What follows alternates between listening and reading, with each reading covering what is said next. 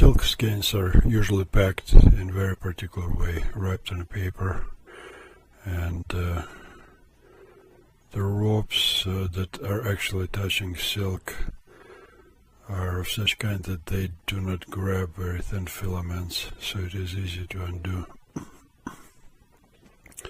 Each skein is threaded through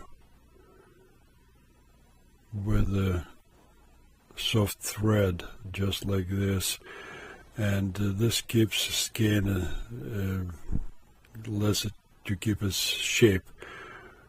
One thread, however, sewn just through the middle, is the one that is holding both ends of the skein.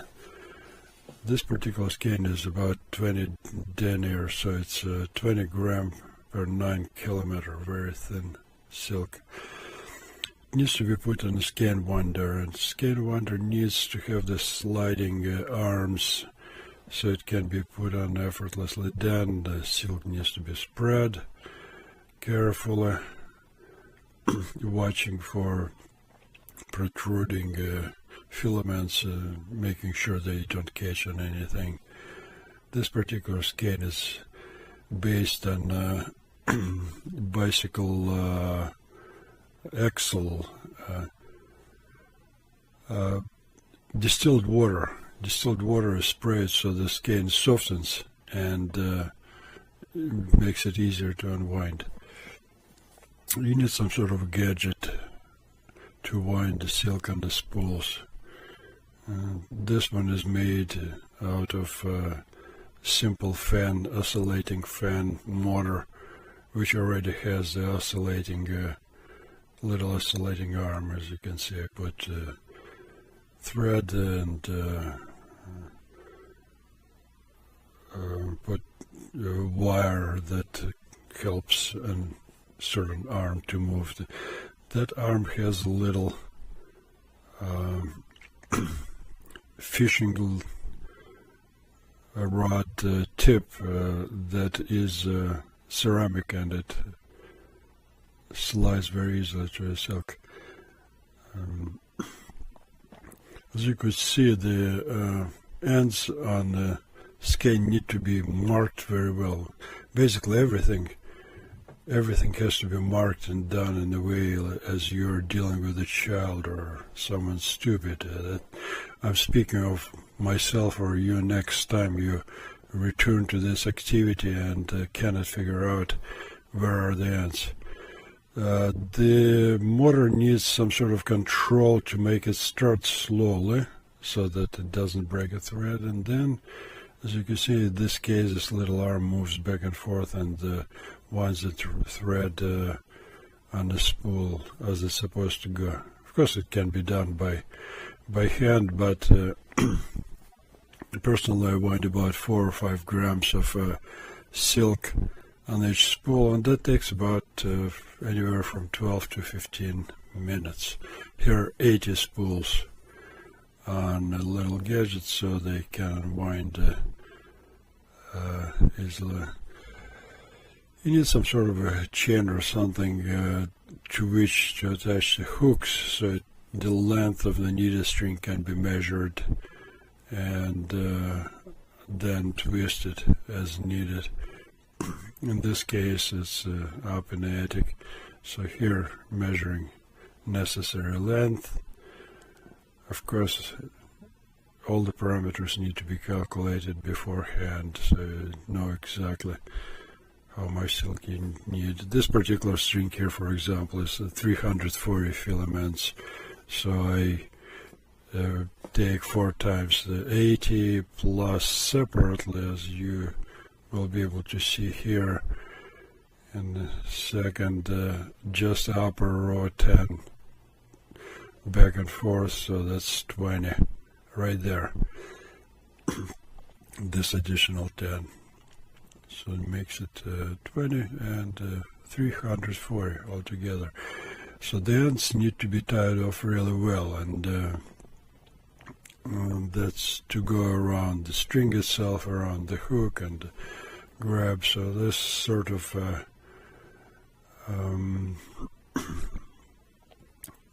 knots need to be practiced in some way. Everything dealing with the silk of this thickness is extremely delicate. It's no accident that there are Oriental exercises called exactly that, winding the silk or threading the silk or knotting the silk, because that takes a certain state of mind and certain awareness not to break into that, because once you break one of these threads, finding it among those 80 and threading again, it's quite a difficulty. So a cylinder of such a sort where the hook can be hooked on and wound out, and also it passes through the water so that silk gets wet enough before it can be twisted and then cooked. In this particular case, the string I'll be making, I will soak it in potassium chloride distilled water solution right there, putting it in, and then I will sort of French fry it, put it in a hot oil, not extremely hot. Temperature of the oil is important. Here I'm showing how to make the rope design string, a string of 3 assemblies, just as the rope is made. So there's 1, 2, and there will be 3. As you can see, they're hooked to sections of chain, so that when the string is assembled, wound from the thick end, they come together without effort.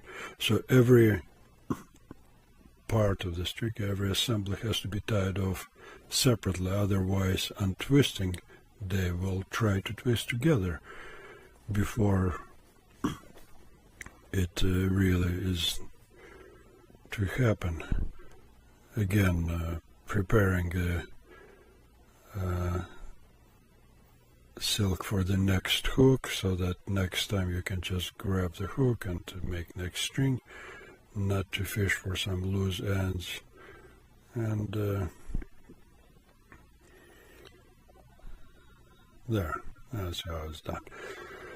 Now every one of these assemblies needs to be wound separately. But before we do that, we need to get this silk wet. And in this case, as you can see, such a cylinder with holes, which used to be part of some hair thingy. In any case, it makes it very easy. Wrapping it on, hooking the ends, and then getting it moist. In China and Japan, oh, by the way, such a device helps to make 2 lengths of strings at once. So as you can see, that goes back and forth. In this particular case, it's 880 centimeters in the end.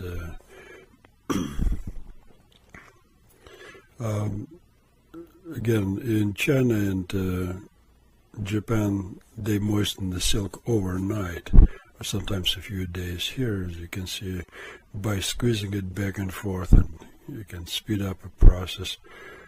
And then string needs to be twisted. I know precisely how many turns of the handle here make turns, calculate with the formula, and that's it. Putting on a rubber cylinder. That's from car cooling system, really good rubber for that. And here's after moistening the 3-part string, we'll first twist individual strands, in this case counterclockwise. And again, I'm counting obviously how many turns, so every assembly every one of three gets exactly the same amount of turns. And there can be higher twist, lower twist, but that is formulaic. That needs to be calculated depending on, obviously, over twisting will most likely break a silk. So everything has to be done carefully. And then from the other end, after all three are twisted, from the other end, the opposite direction. And this comes out clockwise. And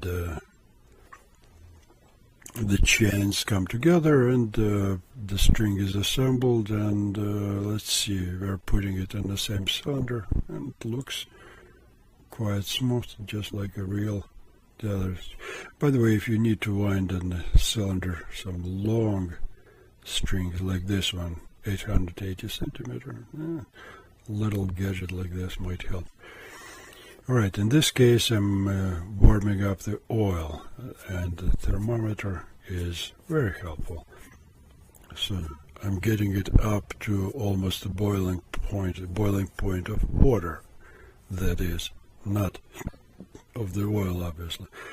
If a silk string is dropped into extremely hot oil, it will be damaged in quite a few ways. So putting in that, and in this case I take 30 minutes and letting the temperature slowly drop a few degrees in this 30 minutes, so it doesn't bubble, but it pretty much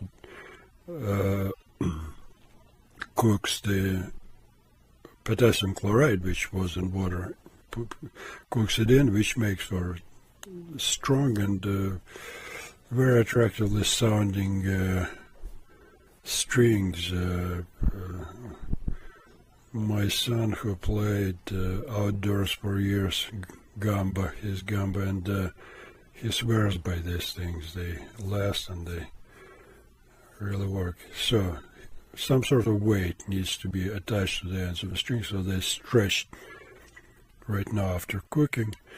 That's an old piano key hanging there. Great thing, so that they do not unwind on themselves. That's about it.